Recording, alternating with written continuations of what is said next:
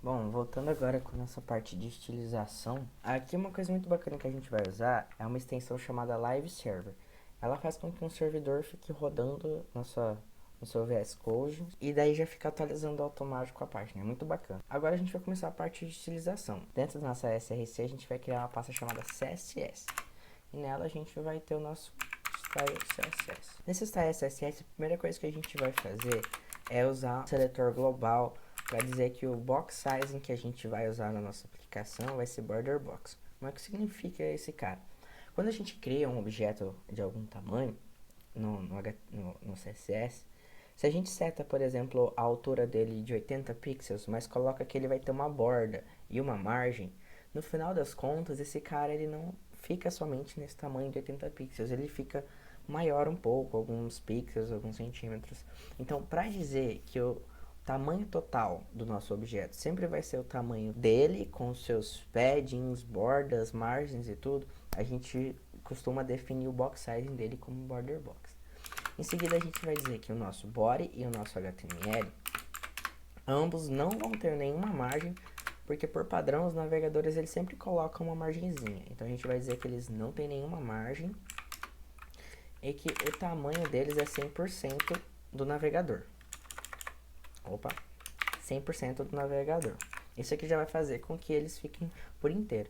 Se a gente não define que eles são 100% do navegador inteiro, eles costumam envolver o seu conteúdo. Então, por exemplo, se eu quero que a minha aplicação ou a minha página tenha um cabeçalho e um rodapé e que o conteúdo se ajuste para ser o máximo possível, como vai ser o nosso caso, se eu não definir que o body vai ser toda a minha tela, esse conteúdo o máximo possível sempre vai ser nada, porque o body vai tentar conter o tamanho do meu conteúdo e o meu conteúdo vai ser o máximo possível do body. Então, um vai ficar sempre dependendo do outro e o tamanho deles vai ficar sempre juntinho. Então, por isso a gente coloca tanto o nosso body quanto o nosso HTML a 100% e que a sua margem é zero. Aqui a gente vai trabalhar com três coisas principalmente. O nosso header, que vai ser a barra superior, o nosso main e o nosso footer. Vocês podem achar muito por aí, na maioria dos lugares fazem tudo como div. Mas uma coisa muito importante para as questões de acessibilidade e de estrutura de informação é utilizar o HTML de sua maneira semântica. Porque isso permite não só um bom desenvolvimento e boas práticas, mas torna com que a sua plataforma, o seu site, todo mundo consiga utilizar ele. Quem usa algum auxiliar de leitura de conteúdo ou de página, também faz com que a indexação do seu site nos motores de buscas e também a renderização dele seja feita de maneira mais elaborada e mais otimizada, uma vez que os navegadores eles levam muito a sério essa questão de semântica. Então, a primeira coisa que a gente vai fazer é fazer um títulozinho. Bom, aqui a gente vai colocar que são algumas pequenas informações sobre a nossa página e aquele comum direitos reservados.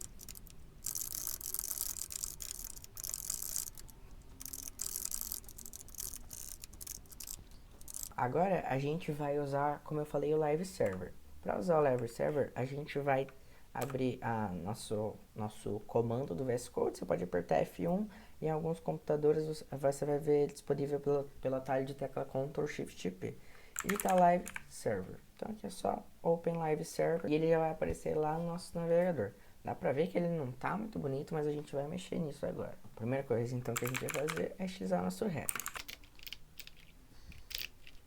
Aqui eu coloquei as cores que a gente usa na logo da TechSedo, então a gente vai usar ela também.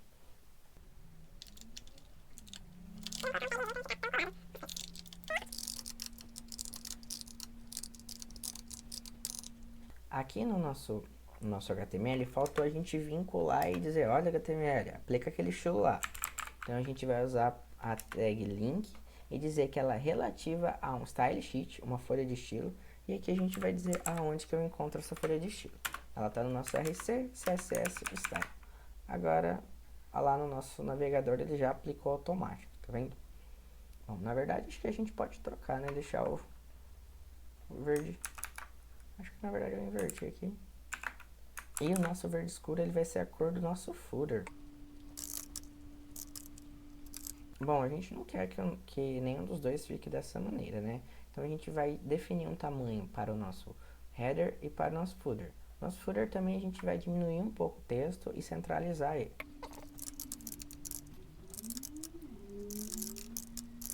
No caso aqui, a nosso header a gente quer alinhar eles horizontalmente. No nosso footer a gente quer alinhar ele verticalmente e horizontalmente. Mas para ambos a gente vai usar a mesma propriedade, que é o flex. O align itens, ele é a propriedade que, quando utilizada junto com o display flex, ele alinha os caras na horizontal. Então, a mesma coisa vai ser aplicada no footer.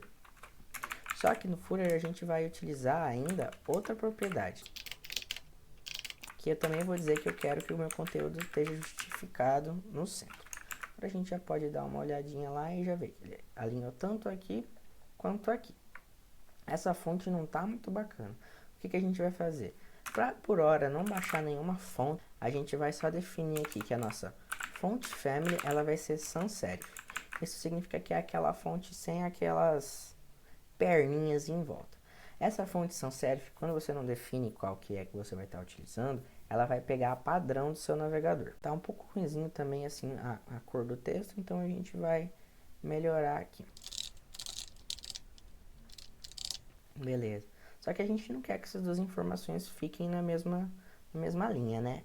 Então o que a gente vai falar?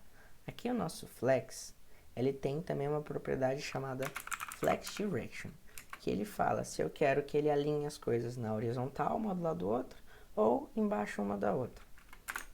Aqui a gente vai setar a column. Ó, ele já colocou uma embaixo da outra. Só que o texto está um pouquinho grande, então a gente vai diminuir um pouco mais a fonte. 12 pixels. E essa fonte debaixo dos direitos reservados, a gente quer que ela seja menor ainda e que ela seja em itálico. Então a gente vai vir aqui e dizer ó, que a nossa classe copyright. A nossa classe copyright ela tem fonte style, itálico e uma fonte size menor ainda. E você já vê que ele já atualizou aqui.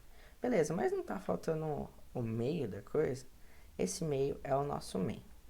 O nosso main a gente quer que ele seja um pouco cinzinho. Então a gente vai definir que ele é a cor de fundo dele é um F3 e que o tamanho dele,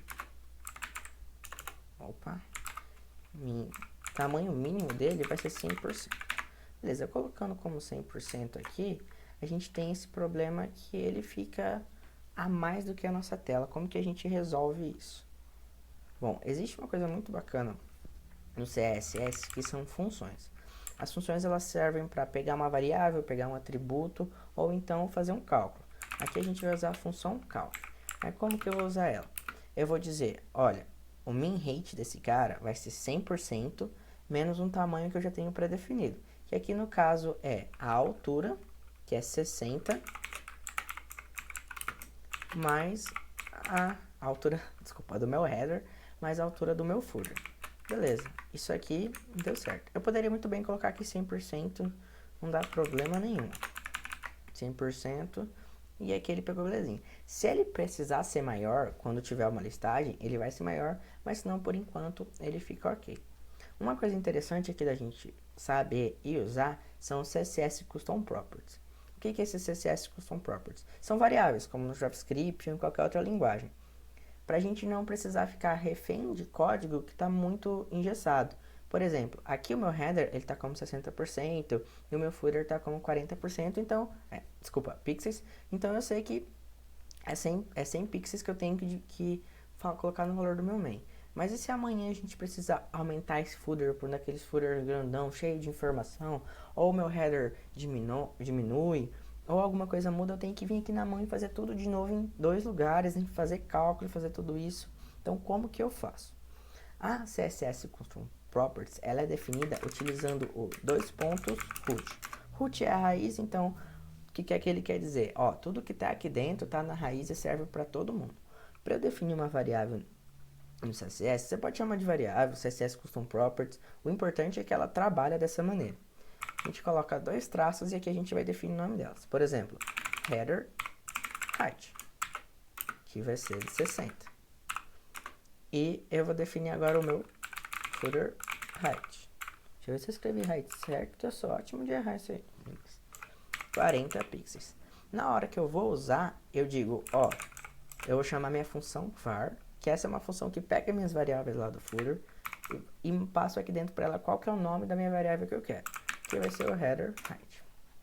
No footer vai ser a mesma coisa, var footer height. E aqui no meu no cálculo de tamanho da minha main, eu só digo, cara, na verdade, aqui o que eu quero? Eu quero somar o tamanho do meu header mais o tamanho do meu footer. E é esse valor aqui que é o final das contas, que por enquanto aqui pra gente vai continuar dando 100%, mas em algum momento, quando a gente precisar mudar, ele já tá ok. E a gente vê que ele funciona normalmente aqui, ó, tudo belezinha, bonitinho. Então esse vai ser o nosso estilo padrão. Agora a gente pode abrir o nosso terminal e fazer de novo, Firebase, deploy. Ele vai fazer toda a configuração inicial, fazer deploy e nossa página vai estar disponível online.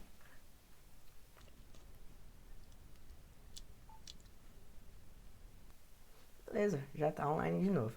Bom, nos próximos passos a gente agora vai fazer o cadastro de artesanatos e a listagem de artesanatos. Até mais.